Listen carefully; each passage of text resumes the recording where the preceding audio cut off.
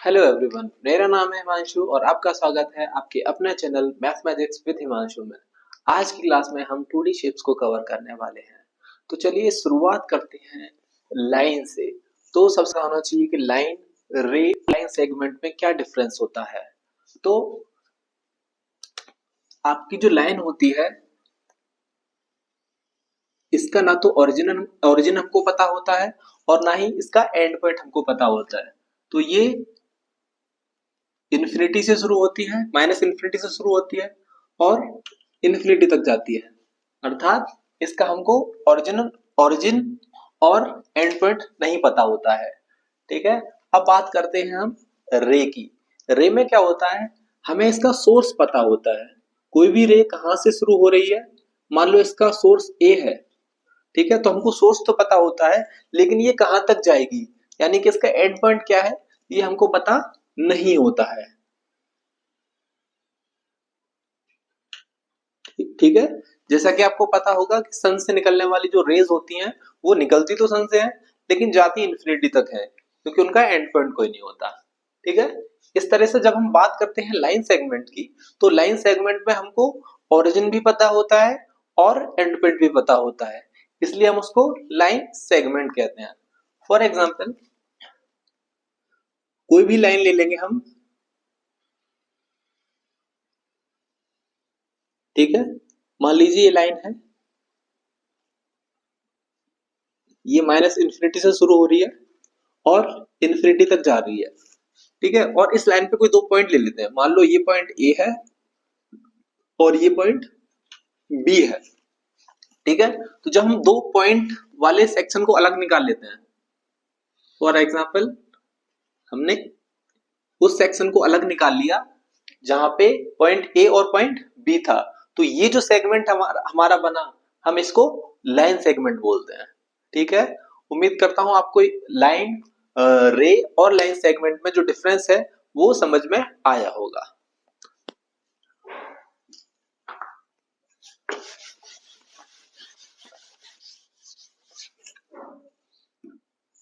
ठीक है, अब हम बात करते हैं एंगल्स की। सबसे पहले हम ये जानेंगे कि एंगल क्या होता है। तो हम अज्यूम करते हैं कि एक पर्सन या एक, ये किसी क्लॉक, एक कोई क्लॉक है।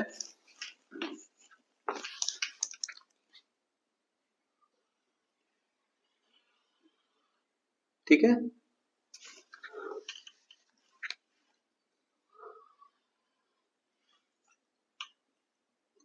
ये 12 हो जाएगा, ये 3 हो जाएगा, ये 6 हो जाएगा और ये 9 हो जाएगा।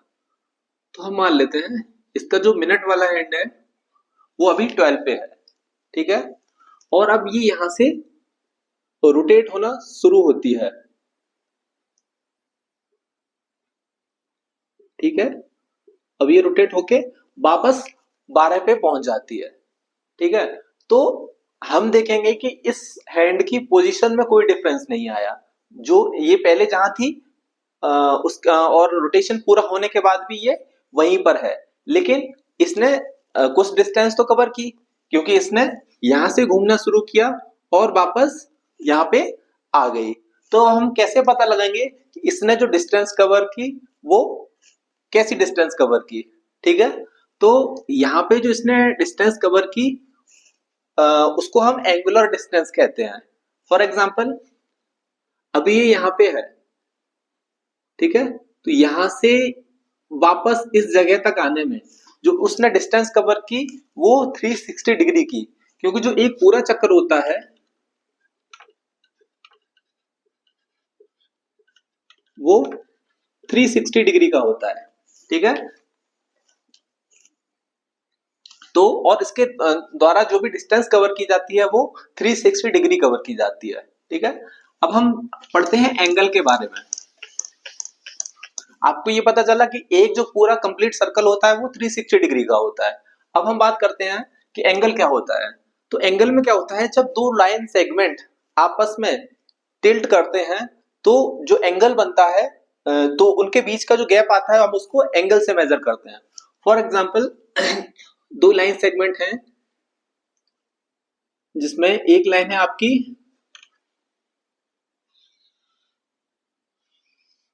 ए बी और दूसरी लाइन है ए सी। ठीक है, तो जब दो लाइंस आपस में जब टिल्ट करती हैं तो उनके बीच ये जो जगह है इसको हम एंगल कहते हैं। ठीक है, तो एंगल क्या होता है, जब दो लाइन सेगमेंट आपस में टिल्ट करते हैं तो क्या बनता है, एंगल बनता है। ठीक है,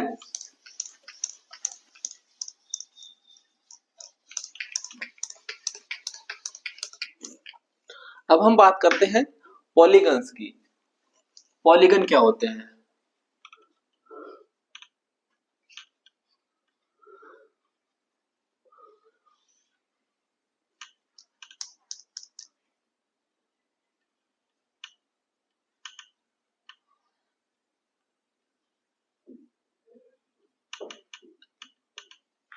ठीक है, तो जब दो या दो से ज्यादा लाइन सेगमेंट को आपस में मिलाया जाता है तो जो शेप बनती है हम उसको पॉलीगन कहते हैं।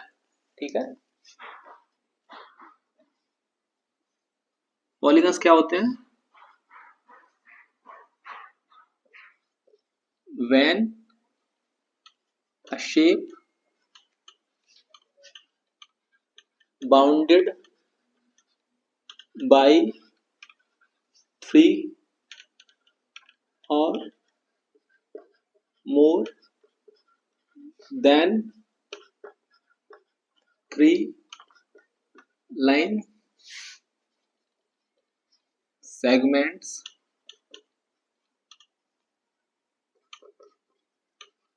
it makes polygon। ठीक है, तो पॉलीगन के आपके एग्जांपल क्या क्या हो जाएंगे? ट्रायंगल हो गया, ट्रायंगल क्या है आपका? पॉलीगन। क्वाड्रिलेटरल,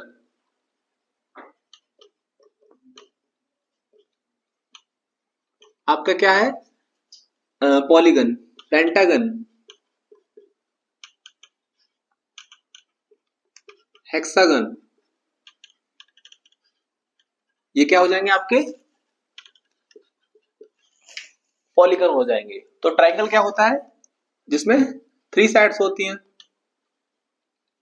क्वाड्रिलेटरल क्या होता है? जिसमें 4 साइड्स होती हैं। पेंटागन 5 साइड्स होती हैं और हेक्सागन में 6 साइड्स होती हैं। ठीक है, हम और भी शेप्स का एग्जांपल ले सकते हैं, जैसे सेप्टागन हो गया, ऑक्टागन हो गया। ठीक है, तो ये आपके क्या होते हैं? सारे पॉलीगन्स होते हैं। ठीक है, अब पॉलीगन्स में जब हम बात करेंगे तो ट्रायंगल का एक एग्जांपल लेते हैं। ठीक है, तो ट्रायंगल क्या है? Any figure which is bounded by 3 lines is called triangle. तो ट्रायंगल में 3 साइड्स होती है, जैसे ये शेप हो गई आपकी, इसमें ये वर्टेक्स ए है, बी है और सी है। ठीक है, तो इसमें कितनी साइड्स होंगी आपकी? एक ए बी साइड हो गई, एक बी सी साइड हो गई और एक सी ए साइड हो गई। ठीक है, तो ये क्या हो गया आपका? ट्रायंगल हो गया। अब बात करते हैं क्वाड्रिलेटरल की।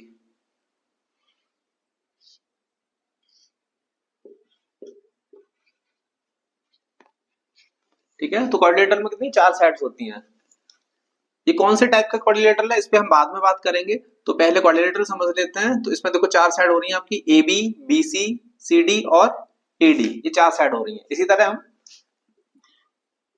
पेंटागन का एग्जांपल ले लेते हैं। ये देखिए A B C D E, ये क्या हो गया आपका? पेंटागन। और हेक्सागन कैसे बनेगा आपका? A B C D E और एफ, ये क्या हो गया आपका?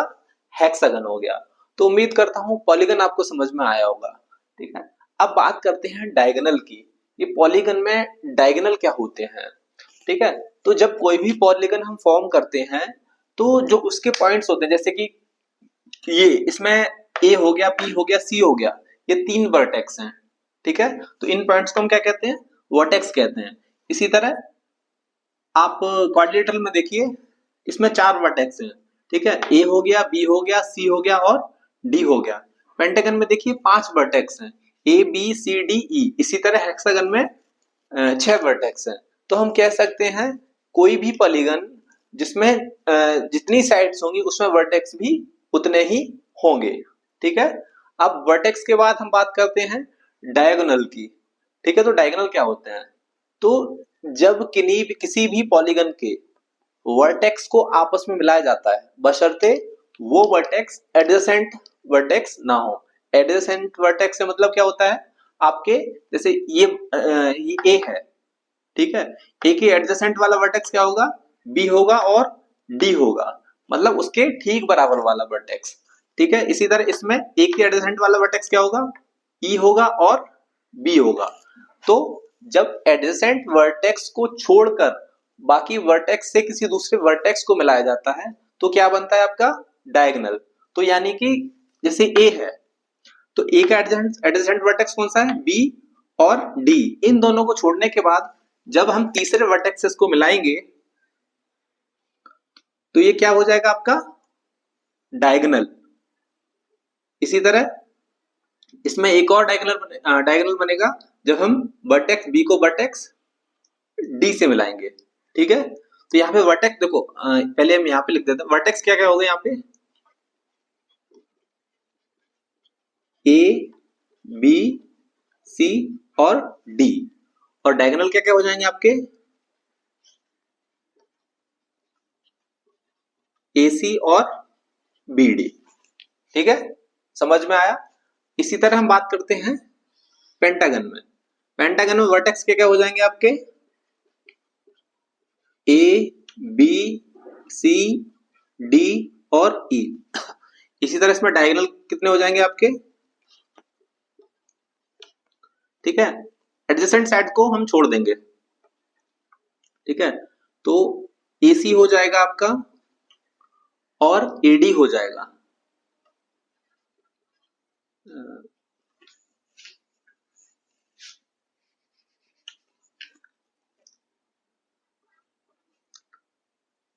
इसके बाद हम बी पे आएंगे तो बीडी हो जाएगा और बीई हो जाएगा।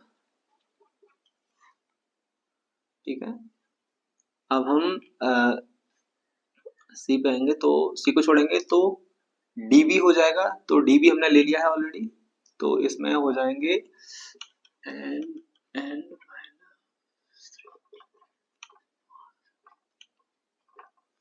पांच वर्टेक्स होंगे, तो सॉरी इसमें डायगोनल होंगे, तो एक डायगोनल कोई छूट रहा है तो जो हो जाएगा डी ई सी। इसी लिया है हमने, हाँ इसी और एक डायगोनल हो जाएगा।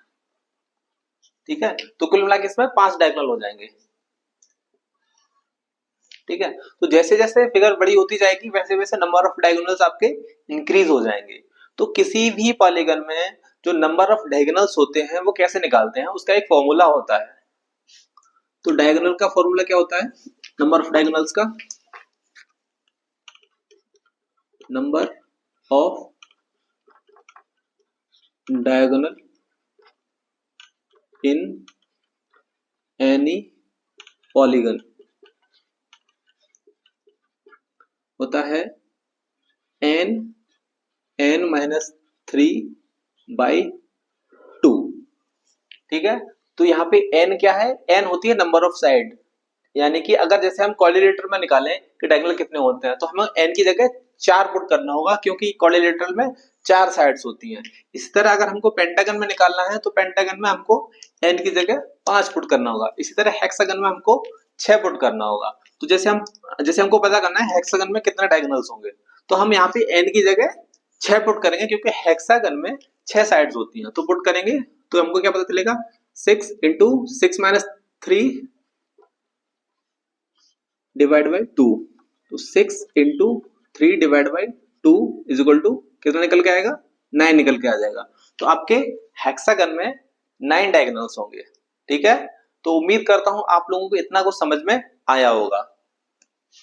अब यहाँ पे मैं इसको रब कर किए दे रहा हूं।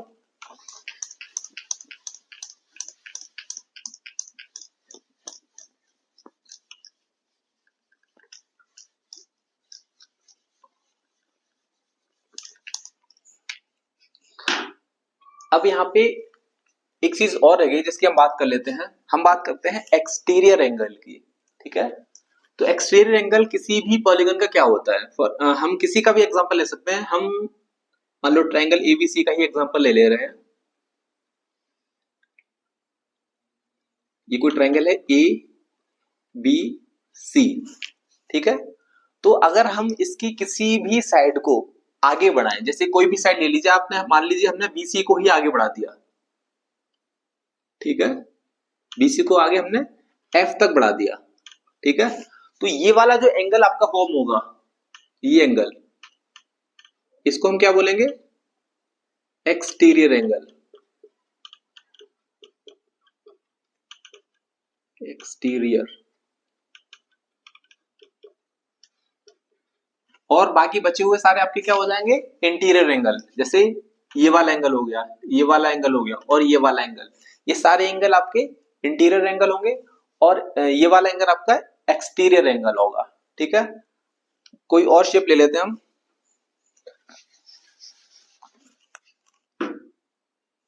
जैसे मैं हेक्सागन की ही बात कर लेता हूं। ये आपका हेक्सागन है, A B C D E और एफ। अब हम इसमें कोई भी साइड एक्सटेंड कर लेते हैं, ठीक है। मान लीजिए हमने हेक्सागन की ये वाली साइड को आगे बढ़ा लिया, तो ये वाला जो एंगल यहाँ पे आपका बनेगा, ये एंगल कहलाएगा आपका एक्सटीरियर, और अंदर वाला एंगल जो रहेगा आपका वो होगा इंटीरियर। ये वाला एंगल आपका कहलाएगा इंटीरियर एंगल, ठीक है। तो उम्मीद करता हूं कि आपको इंटीरियर और एक्सटीरियर एंगल में डिफरेंस समझ में आया होगा। अब इंटीरियर और एक्सटीरियर एंगल की एक और प्रॉपर्टी होती है, इन दोनों का जो सम होता है वो हमेशा 180 के बराबर होता है, ठीक है। तो हम कह सकते हैं interior angle plus exterior angle,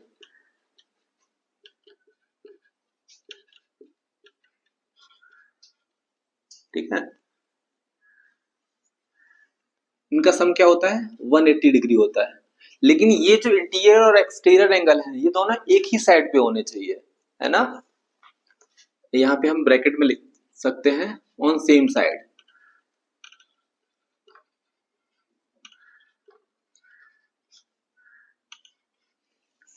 जैसे कि अगर हम ये एक्सटीरियर एंगल कैलकुलेट कर रहे हैं, कंसीडर कर रहे हैं, तो हमें इंटीरियर भी ये वाला कंसीडर करना पड़ेगा, है ना। ऐसा नहीं कि हम एक्सटीरियर ये वाला ले रहे हैं और इंटीरियर ये वाला ले लेंगे, तो ऐसा नहीं, बिल्कुल नहीं होगा। तो जिस साइड में आपका एक्सटीरियर एंगल है उसी साइड पे ही उससे एडजेसेंट जो है आपका इंटीरियर एंगल होना चाहिए, ठीक है। चलिए आगे बढ़ते हैं।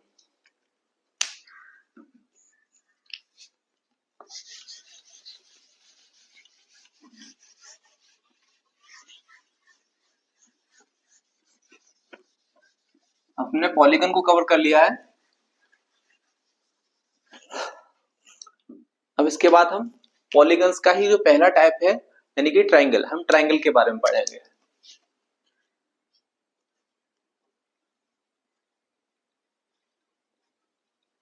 ठीक है, अब हम ट्रायंगल के बारे में पढ़ेंगे। तो ट्रायंगल क्या होता है?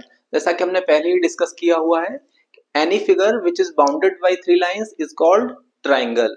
तो ऐसी कोई भी आकृति जो 3 रेखाओं से घिरी हुई होती है उसको क्या कहते हैं? हम ट्रायंगल कहते हैं। तो ट्रायंगल भी आपके 3 तरह के होते हैं। देखो इसका जो बाइफर्केशन है हम 2 टाइप से कर सकते हैं। जैसे कि on the basis of angle, हम ट्रायंगल को एंगल के बेस पे भी विभाजित कर सकते हैं और हम साइड्स के बेस पे भी ट्रायंगल्स को विभाजित कर सकते हैं। तो सबसे पहले देखिए हम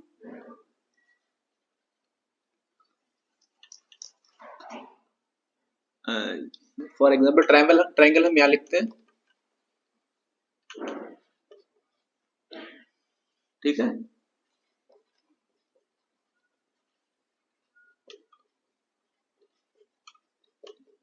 ठीक है, हम यहाँ पे ट्रायंगल को इस साइड पे हम साइड के बेसिस पे हम ट्रायंगल को डिवाइड करेंगे और इस साइड पे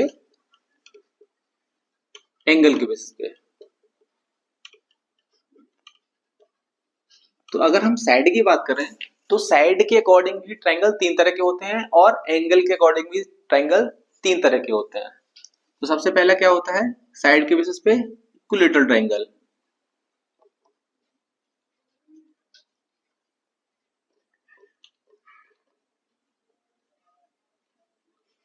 इक्विलेटरल ट्रायंगल आपका ऐसा ट्रायंगल होता है जिसमें आपकी तीनों साइड्स बराबर होती हैं, है ना। तो यहां पे ब्रैकेट में लिख देंगे all three sides are equal.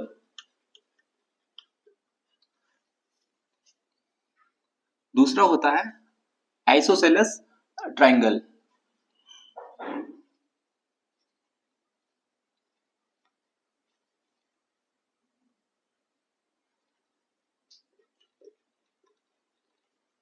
Isosceles triangle में क्या होता है आपकी दो साइड्स इक्वल होती हैं।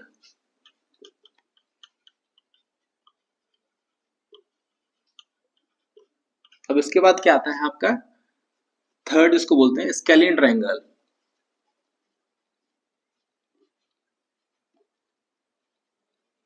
स्केलिन ट्रायंगल में क्या होता है आपकी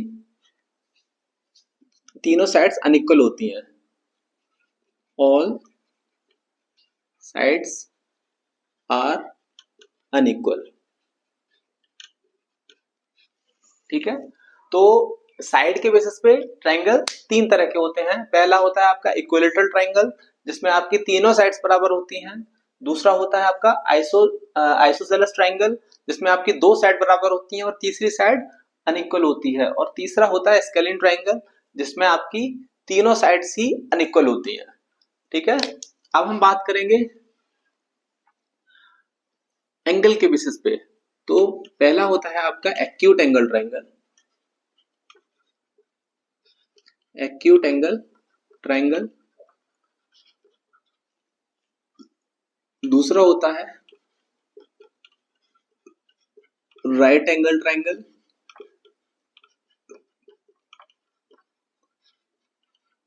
और थर्ड होता है आपका ऑब्ट्यूस एंगल ट्रायंगल।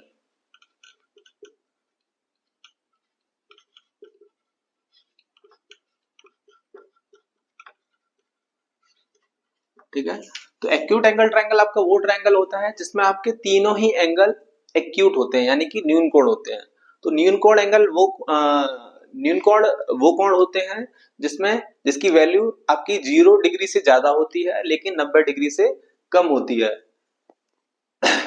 अब और right angle triangle, right angle triangle ऐसे ट्रायंगल होते हैं इसमें आपका एक कोण राइट एंगल होता है। राइट एंगल यानी कि किसी एक कोण की वैल्यू 90 डिग्री के बराबर होती है और बाकी के जो दो कोण होते हैं वो एक्यूट एंगल होते हैं इसमें। ठीक है, और ऑब्ट्यूस एंगल में, ऑब्ट्यूस एंगल में एक कोण आपका ऑब्ट्यूस एंगल होता है यानी कि जिसकी वैल्यू 90 से ज्यादा होती है और 180 से कम होती है और बाकी के जो दो एंगल होते हैं वो एक्यूट एंगल होते हैं। तो यहां पे लिखेंगे ऑल थ्री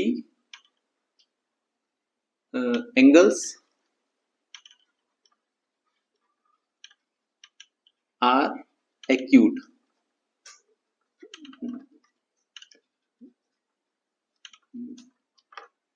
ACUT एक्यूट। इसमें क्या है,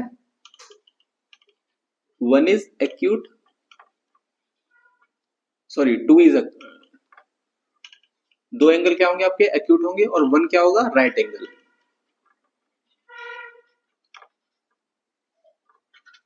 ठीक है, और इसमें क्या होगा आपका एक जो एंगल होगा वो क्या होगा ऑब्ट्यूस और दो एंगल आपके क्या होंगे एक्यूट। ठीक है, तो ये जो होता है ये क्लासिफिकेशन होता है ट्रायंगल्स का on the basis of their sides और एंड एंगल्स। ठीक है, उम्मीद करता हूं आपको यहां तक समझ में आया होगा। अब हम बात करते हैं ट्रायंगल के एरिया की। तो देखो ट्रायंगल का एक जो एरिया का फॉर्मूला होता है वो बहुत बेसिक फॉर्मूला होता है जो हर ट्रायंगल के लिए एप्लीकेबल है। फॉर एग्जांपल ये कोई एक ट्रायंगल है,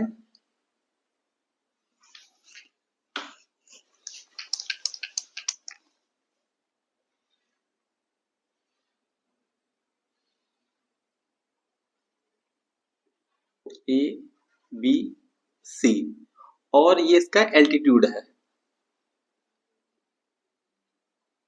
ठीक है, एल्टीट्यूड जिसको हम हाइट भी बोलते हैं।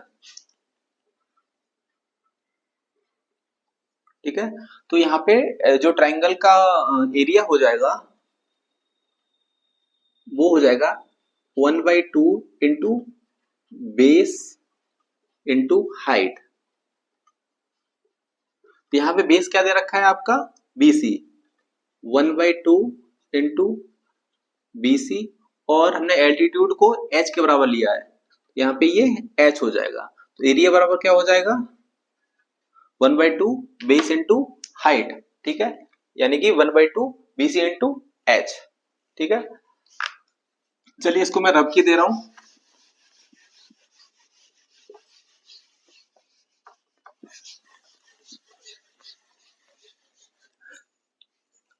ट्रायंगल्स में हम आगे बढ़ने से पहले थोड़ा सा और ट्रायंगल्स के बारे में जानते हैं। आपने एक टर्म शायद ही सुना हो जिसको हम सीवियन बुलाते हैं, कि सीवियन क्या होता है। ठीक है, तो हम यहाँ पे मैं आपको बताऊंगा कि सीवियन क्या होता है।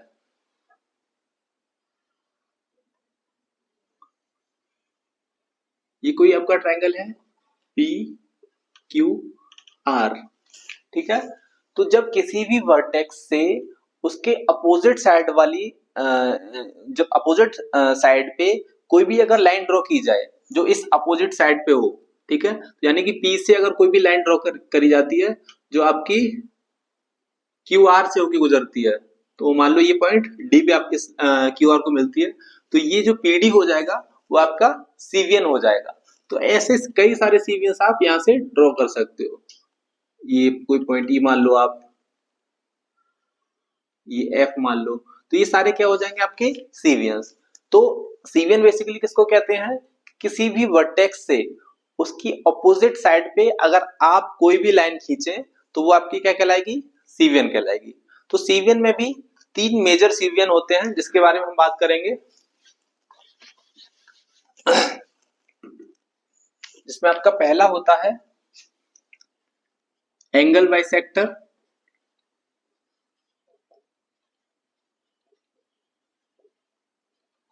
दूसरा होता है मीडियन, और तीसरा होता है एल्टीट्यूड।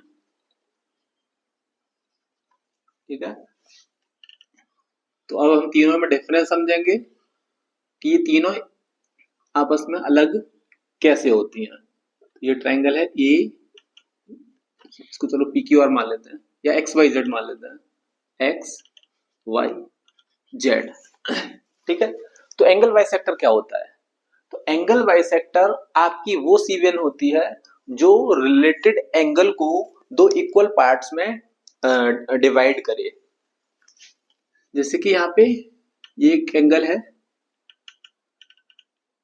फॉर एग्जाम्पल इसकी वैल्यू हम मान लेते हैं 50 डिग्री। ठीक है, इस वाले एंगल की, ये जो एंगल है वो 50 डिग्री का है आपका। ठीक है, अब यहां से हम कोई एक ऐसी सीवियन ड्रॉ करें जो इसको 25 डिग्री और इसको भी 25 डिग्री में डिवाइड करे, तो ऐसी सीवियन को हम क्या बोलेंगे, एंगल बाइसेक्टर। तो यहाँ पे अगर ये एक्स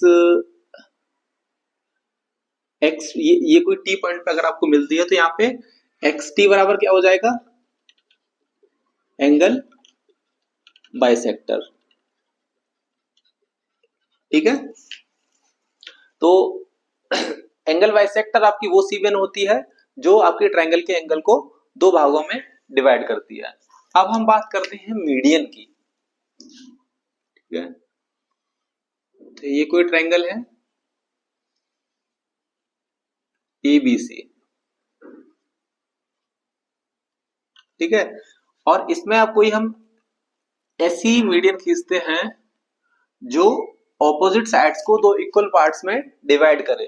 मान लो ये आपका कोई पॉइंट Z है, तो अगर ये C1 कुछ इस तरह से है कि BZ बराबर ZC, ठीक है, यानी कि ये इस साइड को इक्वल पार्ट्स में डिवाइड कर रही है, यानी कि ये वाला पार्ट इसके बराबर है, तो ये जो आपकी C1 कहलाएगी, इसको हम क्या बोलेंगे, तो यहाँ पे जो AZ हो जाएगी वो क्या हो जाएगी, मीडियन, ठीक है। उम्मीद करता हूं यहां तक आपको समझ में आ रहा होगा। अब हम बात करते हैं एल्टीट्यूड की।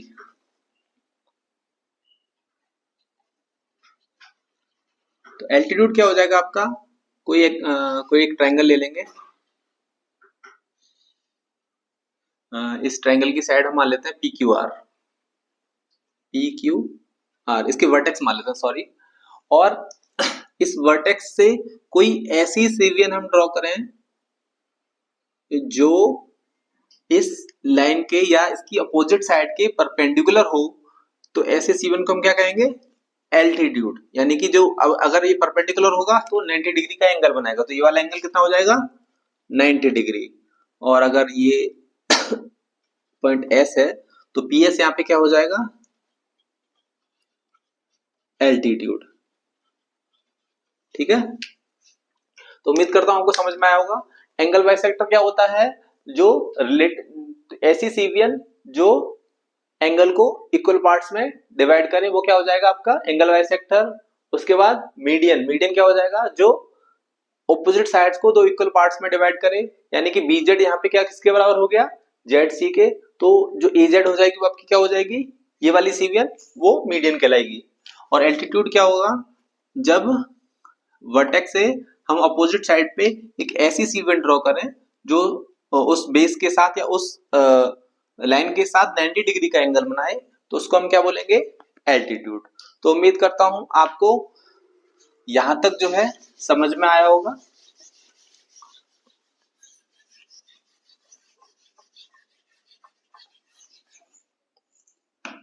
अब हम बात करते हैं ट्रायंगल्स की कुछ फॉर्मूलाज की।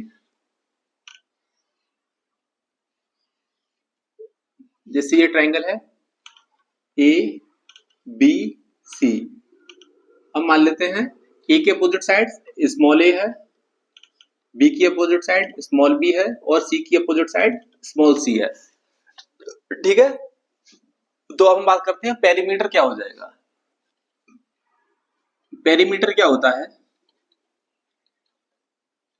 पेरीमीटर होता है आपका इसकी सारी साइड्स का योग, जो सारी साइड इनकी इसकी तीनों साइड है, अगर हम इसका सम कर लें तो वो क्या हो जाएगा आपका पेरीमीटर। पेरीमीटर हो जाएगा आपका A plus B plus C, ठीक है। और अगर perimeter A plus B plus C है तो सेमी पेरीमीटर क्या हो जाएगा,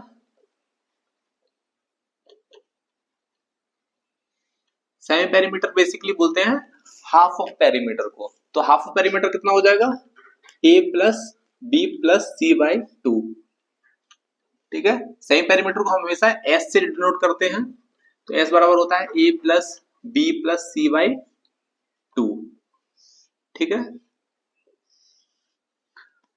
अब हम बात करते हैं हेरोन्स फॉर्मूला की। हेरोन्स फॉर्मूला क्या होता है, ठीक है।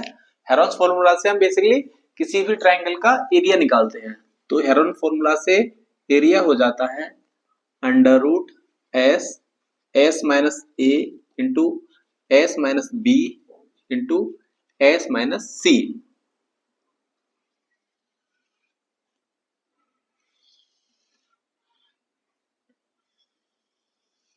ठीक है।